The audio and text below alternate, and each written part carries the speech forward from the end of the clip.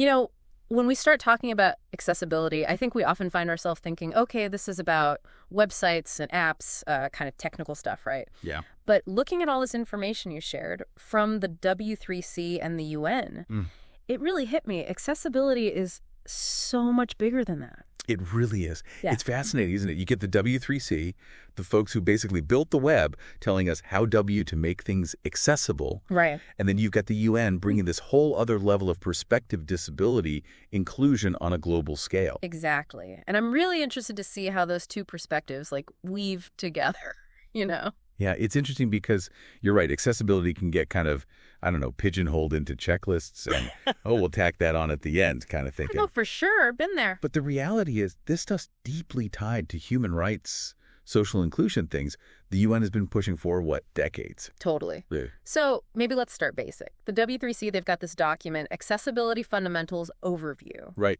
And they define web accessibility as basically making sure anyone can use digital content.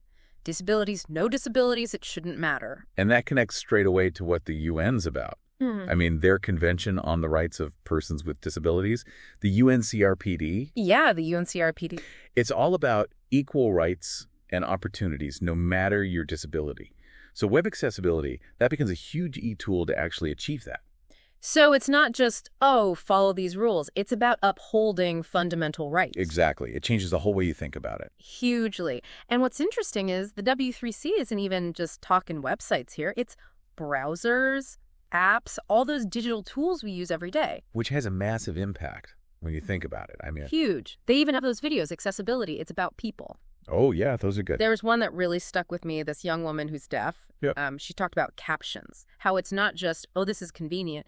It's literally how she understands the world, how she connects with people. It really makes it real, you know? This isn't just theory, it's people's lives. And that's really at the heart of how the UN approaches this. They're not just saying accessibility is good, everyone do it. They're working to make it happen within the UN itself. Oh, interesting. They've even got this whole ICT Accessibility Action Plan. ICT. Information and Communication Technology. Basically all their digital systems. They've got a plan to make them more accessible. Specific steps they're taking. Hold on, so the UN is like putting this into practice themselves internally? Absolutely. They even did a self-assessment, looked at how accessible they actually are. Oh, wow. And one of the big things they found was they need to train their own staff better, make sure everyone understands. Makes sense. Which brings up a really important point. Yeah. Accessibility isn't just about, like, technical fixes. Right. It's about creating this whole culture of inclusivity. A culture of inclusivity. I like that. Yeah, it's not just checking boxes, it's changing how people think. Totally. And this is where I think the UN's broader work on disability inclusion gets really fascinating. Yeah. Like they've got this document, what's it called? Disability Inclusion Knowledge Management. Right. It's dense, but there's some incredible stuff in there. Case studies, examples. Lots to unpack. It really struck me how they use Indonesia as an example. Indonesia's done a lot of work on inclusion, and the UN uses their journey as a real-world model. Which is interesting because they're not just looking at the obvious things like, yeah, physical accessibility matters, website design, all that. But they're also looking at HR practices within the UN itself. Oh, interesting. Making sure people with disabilities have equal opportunities to work there, to advance their careers. It's about systemic change. It's like they're saying, we're not just going to talk about this, we're going to live it. And here's how. And they're tracking their progress, too. Yeah. They really emphasize data, monitoring, evaluation, making sure what they're doing actually makes a difference. Which is smart. What gets measured gets done, right? Okay, so we've established the UN is walking the walk here.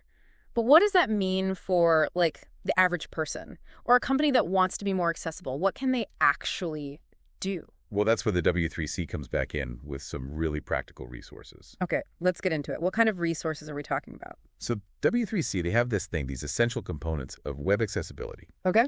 And it's really about making accessibility part of the process from the very beginning. It's not an afterthought. It's like baked in. Whether you're designing, developing, writing content, everyone's got a role. So it's everyone's responsibility, not just like the accessibility person, if you have one. Right, exactly. It's a team effort. And one of the key things they talk about is this principle, POR. POR, like what you do with a cup of tea. Right, exactly. R. Well, sort of. It stands for perceivable, operable, understandable, and robust. Okay. It's like Yeah, it's a lot, but basically it means that whatever information you've got, whatever someone's using to access it, they need to be able to get to it, to perceive it no matter what. So, like, if I can only see part of the screen or I can't hear the audio, there's still a way for me to get the information. Exactly. Alternative formats, captions, all of that. Mm-hmm. And this actually ties in really well with how the UN's approaching things with their, remember the twin track approach to disability inclusion? Oh, right, yeah. It's not just, okay, here's a separate program for people with disabilities. It's about making sure accessibility is just built into everything they do. From the ground up. Yeah, exactly. Making a more inclusive society as a whole, not just little separate parts. I like that. The twin track approach is kind of elegant, instead of building a whole separate thing, just weave it in. Exactly. And the W3C, they give you more concrete steps with their accessibility principles. Okay, so this is getting into like the actual nuts and bolts. Yeah. Right. Things like make sure images have text alternatives, make sure everything works with the keyboard, use language everyone can understand, practical stuff. So real actionable steps you can take. This is probably where that free online course comes in, right? Digital Accessibility Foundations. That's the one. It's a great place to start, even if you're not, a tech whiz. And the W3C, they really go all out. They have this page, get resources for. And it's got specific stuff for designers, developers, project managers. They've really thought of everything. It's pretty impressive. They're making it easy to learn, which is, kind of the point. Accessibility in action. Exactly. And it reminds you, this isn't about finishing a checklist. It's about constantly learning, adapting, finding new ways to be inclusive. It's a journey, not a destination. 100%.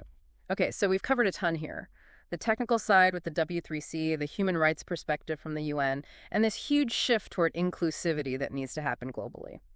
But if someone listening could only take away one thing from all of this, what would you want it to be? Ooh, that's a good question. I think more than anything, it's about remembering this isn't just about rules, Right. It's about recognizing that everyone, every single person deserves to be included, to participate. And that's what we're trying to create, a world where that's possible. It's about seeing the humanity in everyone. Yes. And valuing diversity and realizing that when we make things accessible for one person, we often make things better for everyone. Absolutely. But it takes being aware, challenging your own assumptions, because sometimes the biggest barriers are the ones we don't even see. Invisible barriers. Tell me more about that. What does that even look like? Invisible barriers. I like that. It's kind of haunting, But what does that actually look like day to day? So think about this. You're at a conference, right? Right. And the organizers, they've done all the right things physically, ramps, accessible bathrooms. Sort of checklist stuff. Exactly. But then you're in a Q&A, someone goes to ask a question, and they use one of those microphones that doesn't have a speaker on it. Oh, so you can't even hear the questions of. If you're hard of hearing, you have no idea what they're even asking. And that's an invisible barrier. It's such a good example because it's not a physical obstacle, but it still leaves people out. And it happens everywhere. Using jargon that not everyone gets, making assumptions about what people can and can't do based on how they look. Right, yeah. Even just a workplace where no one feels safe saying, hey, I need this to be different. Those are all invisible barriers. It makes you realize this is about more than just like the technical stuff. It's about awareness, constantly thinking, who am I leaving out, even by accident? It's about empathy, too. Putting yourself in someone else's shoes and saying, okay, have I actually created an environment where everyone feels welcome, respected? That they can actually participate in. Wow. This has been, I don't know, kind of mind-blowing, honestly. We've gone way beyond checking boxes here. It's about human rights. It's about inclusivity. It's a much bigger conversation. Way bigger. And it's been amazing having you here to break it all down. Thanks for having me. It's been great to dive into this with you. And to everyone listening, I hope this is giving you a lot to think about. Those resources we talked about, they're a great place to start, but the real work starts when we look around our own lives and say, okay, what are my invisible barriers and what can I do to change them? That's something to keep thinking about even after this is over. Until next time, keep learning, keep exploring, keep diving deep.